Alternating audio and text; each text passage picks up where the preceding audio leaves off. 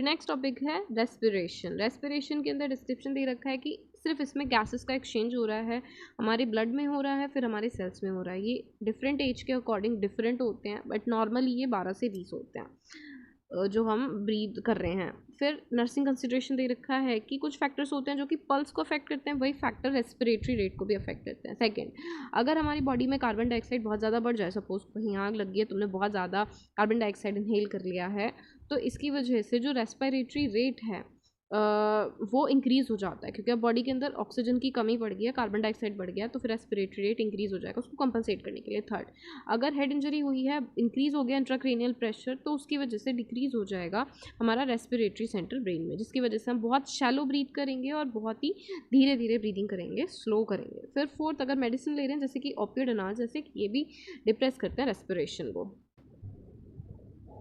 फिर यहाँ पर फिफ्थ में कुछ एडिशनल फैक्टर्स दे रखे हैं जो रेस्पिरेटरी रेट को अफेक्ट करते हैं। वो है एक्सरसाइज, पेन, एंजाइटी, स्मोकिंग और बॉडी पोजीशंस। इन सभी में हमारी रेस्पिरेटरी रेट चेंज होते रहते हैं। सी, असेसिंग रेस्पिरेटरी रेट, इसको हम कैसे असेस करेंगे? सबसे पहले हम काउंट करते हैं पेशेंट का रेस्पिरेटरी रेट, उससे पहले हम रेडियल पल्स को काउंट कर लेते हैं। पहले हम रेडियल पल्स चेक करते हैं और उसके बाद में हमें रेस्पिरेशन चेक करनी होती है। सेकेंड, एक रेस्पिरेशन तब माना जाता है जब हम एक बार इनहेल करते हैं और एक्सहेल करते हैं, वो एक कंसिडर किया जाता है। थर्ड, जो रेट है, डेप्थ है, पैटर्न है, साउंड है, वो सभी को असेस किया जाता है। फिर पिरामिड में दे रखा है कि रेस्पिरेटरी रेट को 30 सेकंड के लिए काउंट किया जाता है, फिर उसे 2 से मल्टीप्लाई कर दिया जाता है, तो हमारे पास पूरा 1 मिनट का आ जाता है कि वो कितनी बार सांस ले रहा है। पर उनमें नहीं लेते। अगर किसी को भी रेस्पिरेटरी रेट में कुछ दिक्कत हो रही है, किसी को इरेगुलर पैटर्न चल रहा है, उनका हम पूरा 1 मिनट के लिए चेक करते हैं। ब्लड प्रेशर, ब्लड प्रेशर हमारा नेक्स्ट टॉपिक है। इसमें डिस्क्रिप्शन में दे रखा है जब भी कभी हार्ट ब्लड को रिलीज़ करता है कॉन्ट्रैक्शन में, उस टाइम पर जो वो ब्लड आर्टरी की वॉल पर प्रेशर लगाता है, फोर्स लगाता है, उसको हम ब्लड प्रेशर बोलते हैं। सेकेंड, जब हार्ट का कॉन्ट्रैक्शन होता है तो जो ब्लड है वो अयोर्टा में जा रहा होता है, तब जो वो मैक्सिमम प्रेशर होता है इजेक्शन के टाइम पर, उसको हम बोलते हैं सिस्टोलिक प्रेशर। जब वेंट्रिकल्स रिलैक्स होते हैं और वो जो फोर्स लगता है, तब उसको बोलते हैं डायसिस्टोलिक प्रेशर। थर्ड, जो डिफरेंस होता है सिस्टोलिक डायसिस्टोलिक ब्लड प्रेशर के बीच में, उसको हम बोलते हैं pulse pressure. It is very important point. Fourth, जो हमारा एडल्ट के लिए नॉर्मल है वो वो होता है हमारा बीपी 120/80 mm/Hg, सिस्टोलिक 120, डायसिस्टोल 80 mm/Hg। फिर यहाँ पर अलग अलग हाइपरटेंशन की रीडिंग्स के बारे में बता रखे हैं कि कौन कब कंसिडर करता है, तो उसकी अलग अलग कैटेगरीज इन्होंने दी हुई है। फिर यहाँ पर 8 पॉइंट में दे रखा है कि ऑर्थोस्टैटिक हाइपोटेंशन का मतलब होता है कि बीपी ना गिर जाता है जैसे हम बैठते हैं फिर खड़े होते हैं। 9th, अगर हमें ऑर्थोस्टैटिक वाइटल साइन को ऑब्टेन करना है तो हमें चेक करना है बीपी, पल्स, जब भी पेशेंट लेटा हुआ है, बैठा हुआ है या फिर खड़ा हो रखा है, और सभी पोजीशन जब वो चेंज कर रहा है तो हमें 1 से 3 मिनट का गैप देना है। फिर है बी, नर्सिंग कंसिडरेशन। कुछ यहाँ पर फैक्टर्स हैं जो अफेक्ट करते हैं बीपी को, जैसे कि एज जैसे बढ़ती जाती है बीपी बढ़ना शुरू हो जाता है। बी, स्ट्रेस, स्ट्रेस की वजह से ब्लड प्रेशर काफ़ी जल्दी हाइक हो जाता है। फिर सी पॉइंट है कि जो बीपी है वो काफ़ी ज़्यादा कॉमन है ईस्ट एशियन पॉपुलेशन में। डी, जो एंटी हाइपरटेंसिव मेडिकेशन है जैसे कि ओपियोइड एनाल्जेसिक्स हो गया, तो इनकी वजह से बीपी गिर जाता है। ई, लोवेस्ट होता है बीपी अर्ली मॉर्निंग में, और जैसे जैसे दिन की शुरुआत होती है वैसे वैसे ही इंक्रीज़ होना शुरू हो जाता है। आफ्टरनून इवनिंग में ये काफ़ी पीक पे चला जाता है। एफ, फैक्टर्स होते हैं कुछ जो अफेक्ट करते हैं बीपी को, जैसे कि स्मोकिंग, एक्टिविटी और बॉडी वेट। फिर यहाँ पर कुछ गाइडलाइंस दे रखी है मेजर करने के लिए बीपी को। इसके अंदर हम लोग डिटरमाइन करते हैं बेस्ट साइट, ए। फिर है बी, इसके अंदर हमें अवॉइड करना है उस हाथ से बीपी लेना अगर उस हाथ में आईवी फ्लूइड चल रहे हैं, फिस्टूला है, अगर कोई भी ब्रेस्ट या फिर एक्सिलरी का ऑपरेशन हुआ है, कोई भी हाथ में चोट लगी हुई है उसमें, या फिर उसमें कोई बीमारी हो रखी है। सी, जो लेग है हम उसको यूज़ कर सकते हैं अगर हमें ब्रेकियल आर्टरी नहीं मिल रही है, तो जो कफ है हम उसको थाई पर रैप कर लेते हैं। यहाँ पर हाइपरटेंशन कैटेगरीज और गाइडलाइंस दे रखी है कि जो नॉर्मल है वो 120/80 होता है, अगर एलिवेटेड है तो वो 10 पॉइंट्स इंक्रीज़ हो गया, जैसे 120 से 130 पे पहुँच गया है। नीचे डायसिस्टोलिक हमारा 80 ही रहेगा। फिर स्टेज 1 के अंदर क्या होगा कि वो 130 से 140 के बीच में आ गया, और नीचे वाला 80 से 90 के बीच में। स्टेज 2 में 140 है एटलीस्ट, और या फिर इससे ऊपर थोड़ा बहुत चला जाएगा, और जो नीचे वाला है वो 90 होगा। और हाइपरटेंसिव क्राइसिस के अंदर 180 बाय 120 mmHg चला जाएगा। इसके अंदर हमें पेशेंट को एकदम से हॉस्पिटलाइज करना है या फिर ऑर्गन फेलियर हो सकता है। गाइडलाइंस ये रखिए, प्रॉपर टेक्निक का यूज़ करना है। सेकेंड की हमें टेक्निक बतानी है, जो भी बंदा घर पे है, पेशेंट है, उसको यूज़ बताना है कि अगर घर पे बीपी चेक करने वाली मशीन्स आती हैं तो उनको यूज़ कैसे करना है, कौन सी सबसे बेस्ट है। थर्ड, एप्रोप्रिएट ट्रेनिंग देनी है जिससे जो हेल्थ केयर प्रोवाइडर होते हैं कि वो पता कर सकें वाइट कोट हाइपरटेंशन का, कि ये हाइपरटेंशन हिडन है, इसको कैसे पता लगाओगे। फिर प्रिस्क्राइब करनी है मेडिकेशन स्टेज 1 हाइपरटेंशन के लिए, या फिर वो पेशेंट जो कि हार्ट अटैक या फिर स्ट्रोक के रिस्क पे हैं, हाई रिस्क है उनको कि हार्ट अटैक आ सकता है, और कि वो उन्हें डायबिटिक मेलाइटस तो नहीं है, कोई भी किडनी डिसीज़ तो नहीं है, और कैलकुलेट करके उनको एथेरोस्क्लेरोटिक रिस्क का कि उनका कोलेस्ट्रॉल कितना है, इन सभी चीज़ों को देखते हुए उनको तब मेडिकेशन प्रिस्क्राइब करनी है। हम कुछ फिर गाइडलाइंस रीड कर रही थी कि हमें अवॉइड करना है कहाँ कहाँ पे ब्लड बीपी कफ ना लगाना, अगर वहाँ पे फिस्टुला वगैरह हो रखा है, और अगर हाथ में कहीं नहीं मिल रहा तो हम ऐसे लेग में लगा देते हैं, जिससे कि थाई में लगा देते हैं हम कफ, जिससे हमारी रीडिंग आ जाए। तो यहाँ पे फर्दर हैं वो पॉइंट्स कुछ। फिर यहाँ पर दे रखा है कि जो स्टेथोस्कोप है वो फिर पॉप्लिटेल आर्टरी पे फिट किया जाता है। डी, अगर पेशेंट ने स्मोक कर रखा है या कुछ, तो हमें वेट करना पड़ेगा 30 मिनट। अगर उससे कोई एक्सरसाइज करी है या फिर स्मोक वगैरह करा है तो हमें 30 मिनट वेट करना पड़ेगा, नहीं तो बहुत ज़्यादा हाई रीडिंग आ जाएगी। ई, एज्यूम करना है sitting position, lying position, rest, फिर रेस्ट दिलाना है हमें 5 मिनट का।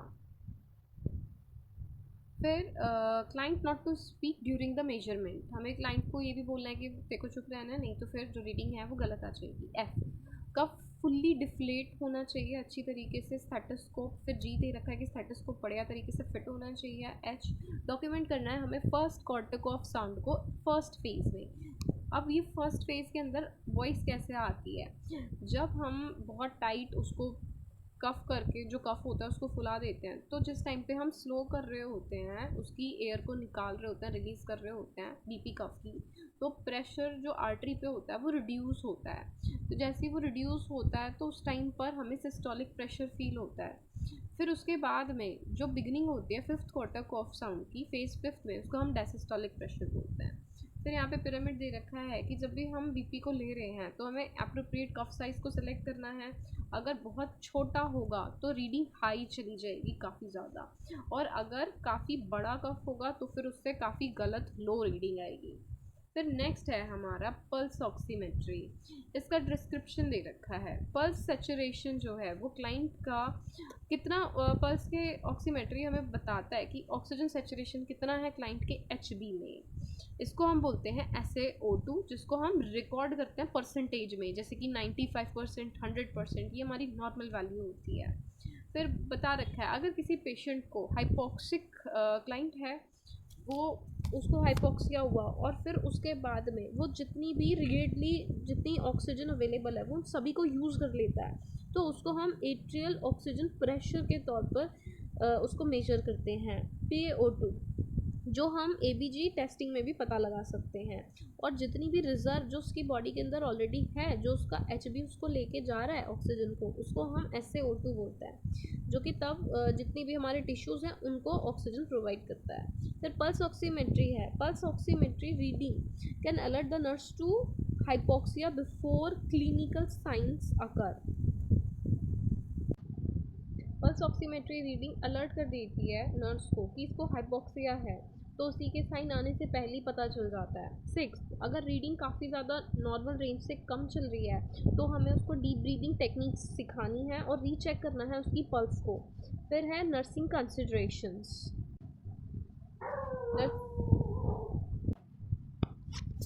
नर्सिंग कंसिड्रेशन का पॉइंट 1 है कि अगर हम HB को डिटेक्ट कर रहे हैं, अगर HB से हम ऑक्सीजन को डिटेक्ट कर रहे हैं कि कितना ऑक्सीजनेटेड HB है, कितना डीऑक्सीजनेटेड HB है, तो हमें क्या करना होता है, हमें एक वस्कुलर पल्सेटाइल एरिया की ज़रूरत पड़ती है, जैसे कि फिंगर टिप, ईयर लोब। इससे हम लोग डिटेक्ट कर लेते हैं कि इससे ना आराम से लाइट चली जाती है और हम मेजर कर लेते हैं ऑक्सीजनेटेड और डीऑक्सीजनेटेड HB। फिर सेकंड फैक्टर दे रखा है कि कुछ ऐसे फैक्टर्स होते हैं कि जो अफेक्ट करते हैं लाइट के ट्रांसमिशन को, वो अफेक्ट करते हैं ऑक्सीजन के मेजरमेंट को भी।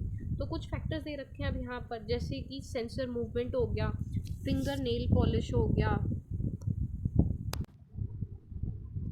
Hypotension, anaemia, peripheral vascular disorder हो रखा है, तो ये रीडिंग अफेक्ट हो सकती हैं। प्रोसीजर बता रखा है कि जो सेंसर है उसको हम क्लाइंट के finger, toe, nose, ear lobe, forehead पे लगा देंगे, जिससे हमें ऑक्सीजन सैचुरेशन का पता चल जाएगा। अब हमें सेकंड पॉइंट में दे रखा है कि ऐसा कुछ सेलेक्ट नहीं करना एक्सट्रीमिटी जिसमें ब्लड फ्लो ही प्रॉपर ना हो रहा, या फिर वो काफ़ी ज़्यादा ठंडा हो रखा, जैसे कि काफ़ी ज़्यादा ठंडी उंगली होगी। फिर यहाँ पर की पॉइंट बता रखा है कि जो रीडिंग है वो 90 से 100 के बीच में होती है। अगर 90 से नीचे जा रही है तो हमें तुरंत ही पीएचसीपी को नोटिफिकेशन पहुँचानी है, और वैल्यूज़ अगर 90 में एक्सेप्टेबल है तो वो किसी क्रॉनिक कंडीशन में एक्सेप्टेबल हो सकती है, नहीं तो फिर जो एजेंसी है वो कुछ प्रोसीजर बताएगी तो वो हमें फॉलो करने हैं। अब नीचे एक क्लिनिकल जजमेंट एनालाइज क्यों दे रखा है कि एक पेशेंट है, वो post anaesthesia care unit PACU से जस्ट अभी आया है 1 बजे। तो नर्स उसके जो वाइटल साइंस है उनको मॉनिटर करती है। तो 1 बजे जिस टाइम वो पेशेंट आया है पोस्ट एनेस्थीसिया केयर यूनिट से, तो उसका टेम्परेचर 37 था। अब उसका आधे घंटे बाद जो टेम्परेचर है वो गिर गया है। उसकी हार्ट रेट पहले थी 98 बीट पर मिनट, आधे घंटे बाद में हार्ट रेट काफ़ी बढ़ गई है। उसके बाद में उसका रेस्पिरेटरी रेट 14 था, अब वो ज़्यादा सांस ले रहा है, अब वो भी बढ़ गया है। फिर उसका BP 140/78 था, अब उसका ब्लड प्रेशर भी गिर गया है आधे घंटे बाद। ऑक्सीजन सैचुरेशन उसकी 95% थी, जो कि 3 लीटर जब ऑक्सीजन हमने नेज़ल कैनुला से चला रखी है तब थी। तो अब आधे घंटे बाद उसकी सैचुरेशन भी 92 पे आ गई है, मतलब सैचुरेशन भी अब उसकी ड्रॉप हो रही है। तो ये जो एनालिसिस था इससे क्या पता लगा कि काफ़ी सिग्निफिकेंट चेंज आया है blood pressure, heart rate, oxygen saturation level में सर्जरी के बाद में। तो ये इंडिकेट कर रहा है पोस्ट ऑपरेटिव ब्लीडिंग को, कि पेशेंट को कहीं ना कहीं ब्लीड हुआ है। तो इसी तरीके से हमारे जितने भी वाइटल हैं ये हमें कंडीशन को बता सकते हैं कि क्या कंडीशन है पेशेंट की, क्या कैसे कंडीशन ठीक हो रही है या फिर वर्स हो रही है। तो काफ़ी सारी चीज़ों को ये पता लगा देता है।